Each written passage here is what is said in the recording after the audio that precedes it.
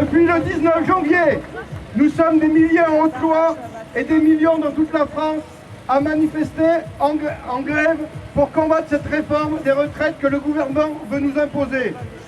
Aujourd'hui, le 15 mars, nous sommes encore présents. Nous démontrons notre détermination pour refuser de travailler 2 ans de plus pour des pensions plus faibles.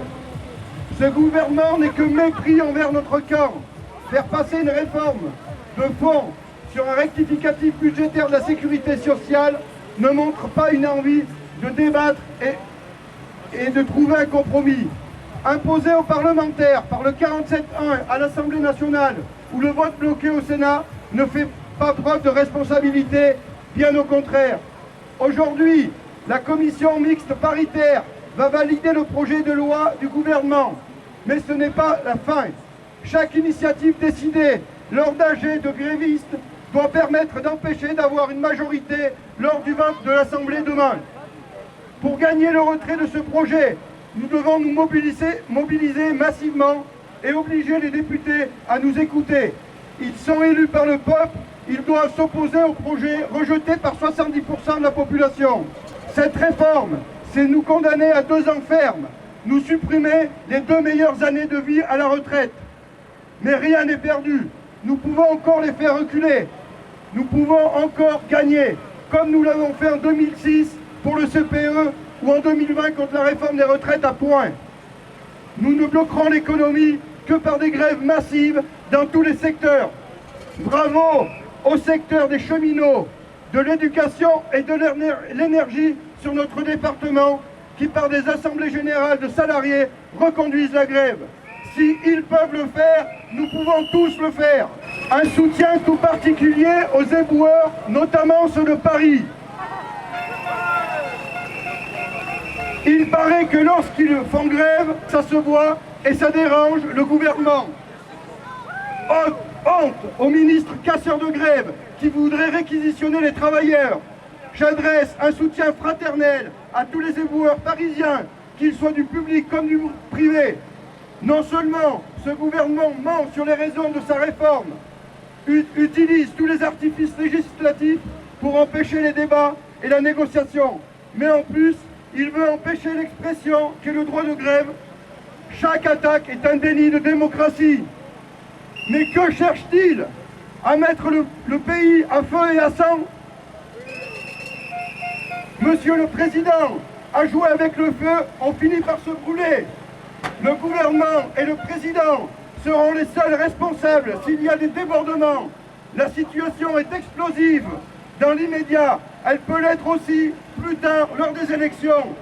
Dans les années 30, les libéraux, les amis de Macron et le patronat, ceux qui sont aujourd'hui au 440, annonçaient plutôt Hitler que le Front populaire. Attention de ne pas faire bégayer l'histoire. Ceux qui prétendent aujourd'hui sauver notre système de retraite par répartition sont ceux qui ont supprimé les impôts pour les riches, exonéré les cotisations sociales pour les entreprises, pour finalement aider ceux qui nous licencient avant 60 ans, en nous obligeant à n'avoir droit à notre retraite qu'à 64 ans. Notre combat est juste, unitaire, intergénérationnel et féministe. Il s'oppose à toutes les idées de racisme et d'exclusion. Personne ne peut gagner seul. Quand la cause est commune, la lutte doit l'être aussi. Vive la lutte dans l'unité de ceux qui résistent. Bravo à vous. Pour Force ouvrière, mes camarades, nous voici à nouveau réunis par milliers en Haute-Loire et par millions dans tout le pays, après 2 mois de grève et de mobilisation historique contre la réforme des retraites. Le gouvernement est isolé en utilisant tous les pires procédés antidémocratiques que lui procure la Constitution de la Ve République. Il a fait passer sa loi au forceps au Sénat. Il comptait donner, par ce vote, de la légitimité à sa réforme injuste et brutale et faire rentrer tout le monde chez lui. C'est raté! Nous sommes encore là et nous serons toujours là. Nous sommes encore et toujours unis et déterminés pour le retrait de la réforme. Ce coup, qui se voulait être un coup de force, n'est qu'un coup d'épée dans l'eau. Nous ne lâcherons pas. La consultation citoyenne, c'est nous qui la faisons aujourd'hui, ici, comme partout en France, par la grève et les manifestations. Son résultat est connu, c'est celui des 93% d'actifs qui se disent toujours opposés au recul de l'âge de départ. C'est celui des 3,5 millions de manifestants lors de la gigantesque grève du 7 mars. C'est celui des salariés, des centaines d'entreprises, des usines où la grève a été reconduite depuis le 7 mars, s'ajoutant aux grèves qui se poursuivent et se poursuivront dans les secteurs bloquants, dans l'énergie, à la SNCF, dans la collecte, dans les centres de traitement des déchets. Le gouvernement est minoritaire, sa réforme est minoritaire, il doit la retirer. Aujourd'hui se tient la commission mixte paritaire de 14 députés et sénateurs qui va proposer un texte de loi.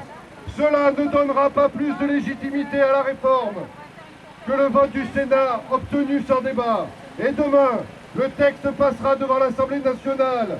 Mais depuis quelques jours, les défections dans le camp même du président de la République se multiplient. Alors, le gouvernement, avec la minorité présidentielle, compte, recompte et s'inquiète.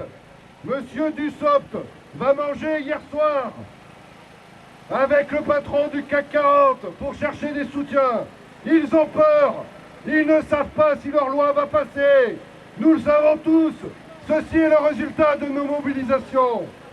C'est le moment, demain et les jours suivants, on continue à mettre la pression par la grève. C'est ce que feront les secrétaires généraux des confédérations en tenant une conférence de presse pour exiger le retrait de la réforme demain devant l'Assemblée nationale à 12h30 avant le vote des députés, en appelant à embrayer sur une nouvelle mobilisation massive et déterminée. C'est ce que nous ferons en Haute-Loire, où nos unions départementales appellent les salariés à poursuivre la grève le 16 et 17, comme cela se fait dans de nombreux départements, dans l'Aisne, dans le Calvados, à Toulouse, à Loire-Atlantique, dans le Maine-et-Loire, dans la Marne, en Moselle, en Seine-Maritime, pour ne citer que ceci. C'est ce que feront nos unions départementales en appelant à se rassembler à une conférence de presse, ici même, 12h30, pour soutenir les confédérations. Ce sera aussi le cas à la SNCF, chez EDF, dans les ports, dans l'enseignement, comme ici en Haute-Loire, chez Manitou en Senis, dans les raffineries, dans l'industrie chimique à Rouen, ou à Moselle, à Paris et à Nantes où les poubelles ne sont plus collectées.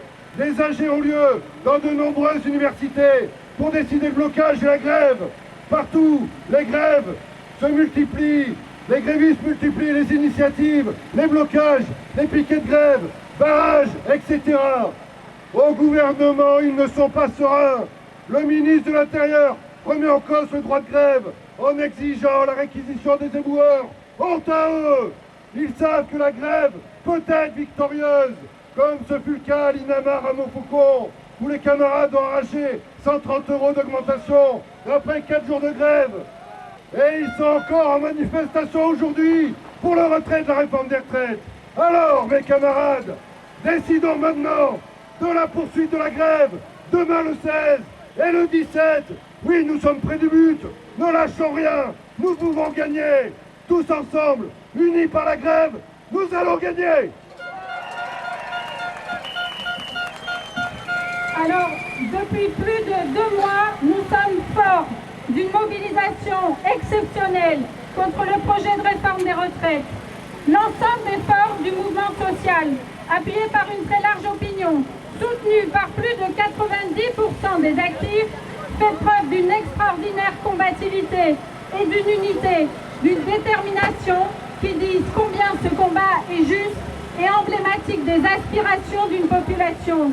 Aspiration à la justice sociale, aspiration à une meilleure répartition des richesses, aspiration à l'égalité entre les hommes et les femmes, aspiration au temps libre et aspiration à une retraite en bonne santé. Alors, nous ne reviendrons pas sur tous les arguments, car nous ne les connaissons que trop bien, nous qui nous battons, nous qui nous informons depuis maintenant 2 mois. Nous rappellerons simplement que les jeunes ont montré qu'ils refusent la précarité grandissante que leur promet cette réforme. Que les retraités refusent, quant à eux, d'être vus comme une charge pour la société, alors qu'ils en sont une force et un pilier. Et pour les actifs, qu'ils refusent la pénibilité de leur métier, la dégradation de leurs conditions de travail, et qu'ils refusent par-dessus tout de se voir contraints à sacrifier 2 ans de vie en bonne santé. L'injustice, cette réforme en est l'étendard. Et la réponse du pouvoir jusqu'ici n'aura finalement été qu'à l'image de ce que le président de la République renvoie au pays depuis son arrivée au pouvoir en 2017. Mépris et arrogance, mépris et orgueil. Jamais Emmanuel Macron n'aura mieux mérité son sobriquet de président des riches. Président des riches et des fonds de pension spéculatifs. Président des riches et fossoyeur des droits sociaux. Président des riches et de l'explosion des inégalités.